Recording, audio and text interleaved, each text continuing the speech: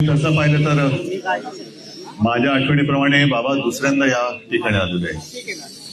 पहिल्या कधी आलो तो आता लक्षात नाही, पण आजची भेट ही आयुष्यभर लक्षात राहील.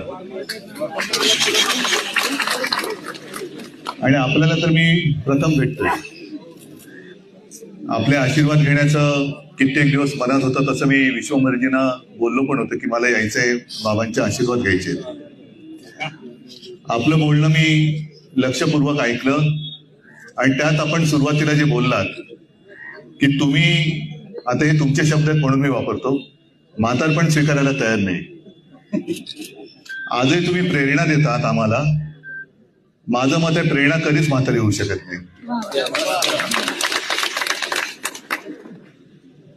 मी येताना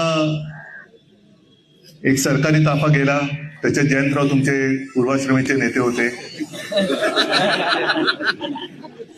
महत्वाचा मुद्दा काय की जिंकलेले सुद्धा इथे येत आहेत आणि आम्ही हरलेले सुद्धा इथे येतोय. थोडक्यामध्ये या निकालावरती ना हरलेल्यांचा विश्वास आहे ना जिंकलेल्यांचा विश्वास आहे.